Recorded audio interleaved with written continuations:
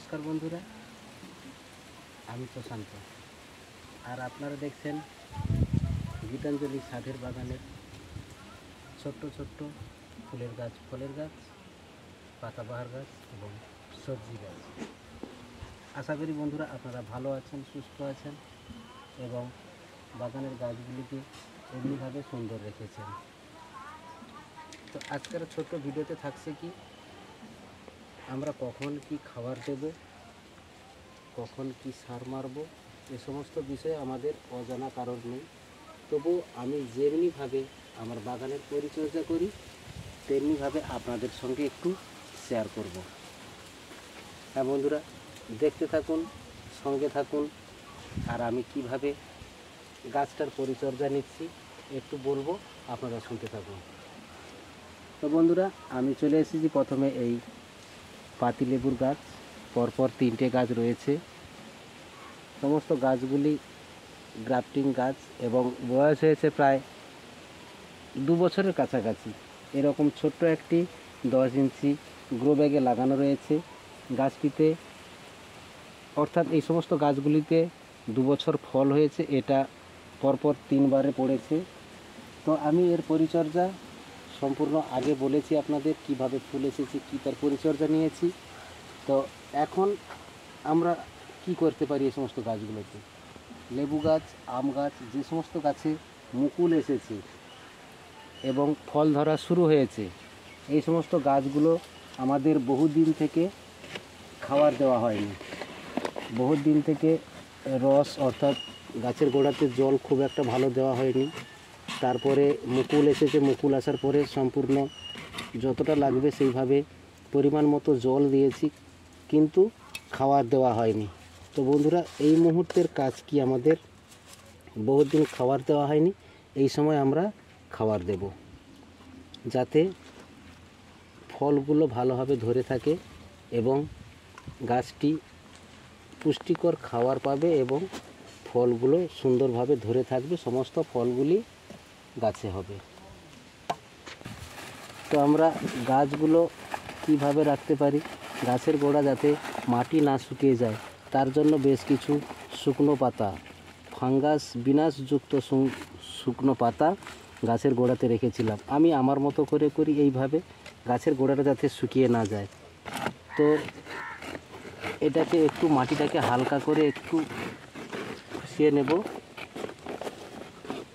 একদম হালকা, গাছটাতে যেন আঘাত না লাগে, খালি সারটাকে একটু ভেতর দিকে ঢোকাবো। এমনিভাবে খুশিয়ে নিলাম। খুশিয়ে নিয়ে তারপরে এই সারটি দেব। আমি সারের কথা বলবো, তো কিভাবে দিচ্ছি একটু দেখে নাও। এইভাবে চামচে 3 থেকে 4 চামচ, কিংবা গাছের বয়স বেশি হলে একটু বেশিও দিতে পারেন, তবে টব অনুযায়ী খাবার দিতে হবে। এইটা আমি এই প্রায় 30 থেকে 40 গ্রাম মতো খাবার দিয়ে দিলাম। এই দিয়ে মাটিটাকে একটু লেবেল করে দিলাম।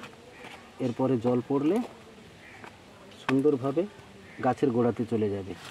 তারপরে হালকা করে আবার এই পাতাগুলো চাপিয়ে দেবে।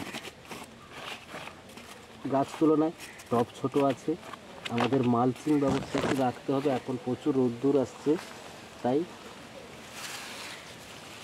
মালচিং ব্যবস্থা ঠিক রাখতে হবে।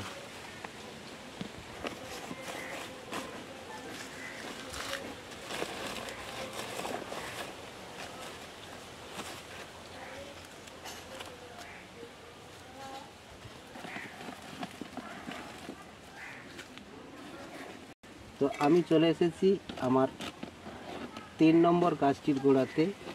এই গাছটিতে প্রচুরভাবে ফুল আসে এবং গত 2 বছর প্রচুর ফল হয়েছে। আমি কিন্তু টব পরিবর্তন করিনি, দেখছি গাছটা কোনো সমস্যা হচ্ছে না, তাই কিন্তু আমি টব পরিবর্তন করিনি। তবে এবারে করতে হবে। এই সিজনটা ফসল হয়ে গেলে তারপরে আমি কিন্তু টব পরিবর্তন করব। তো এতক্ষণ যা দেখলেন আমি আমার মতো করে করি। আপনারা বহু রকম ভিডিও দেখে থাকেন, আপনাদের একটাই কথা বলবো, আমিও বহু ভিডিও দেখে আমার মতো করে আমি বাগান করি। এই সিনিয়র একটা ভিডিও করলো, ওই সিনিয়র একটা ভিডিও করলো, একই ভিডিও, একই পদ্ধতি, একই।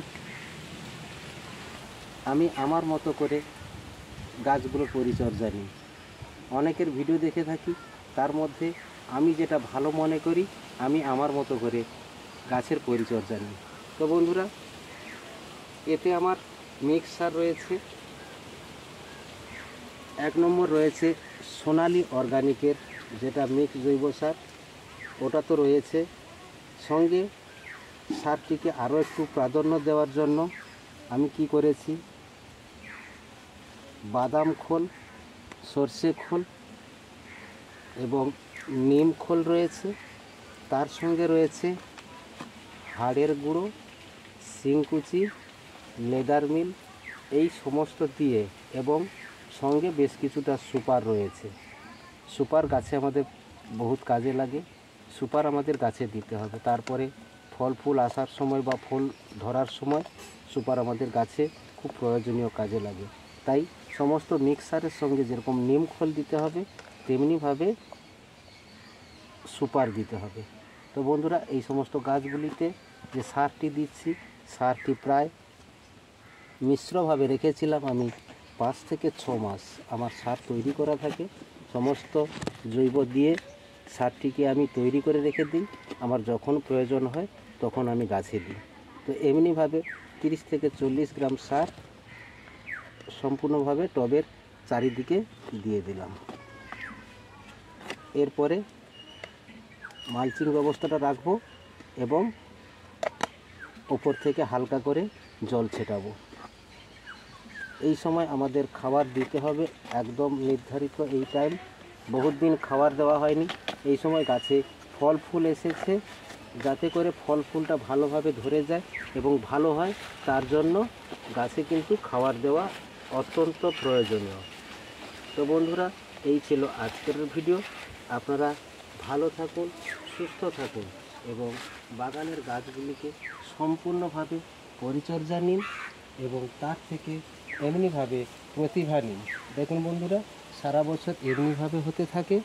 এই দিকে রয়েছে একটু বড় সাইজের, এটা রয়েছে আরেকটু ছোট সাইজের, তারপরে ভেতরের দিকে আরেকটু ছোট সাইজের, তারপরে আবার ফুল এসেছে এবং ফুল ধরতে শুরু করেছে ফলে পরিণত হওয়ার জন্য।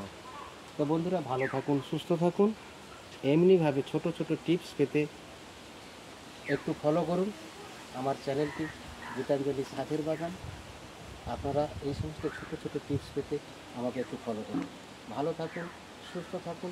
আজ এখানে রাখছি, পরে আসবো নতুন কোনো ভালো কিছু নিয়ে, আপনাদের ভালো লাগবে। ধন্যবাদ বন্ধুরা, ভালো থাকুন, সুস্থ থাকুন, পরে আসছি।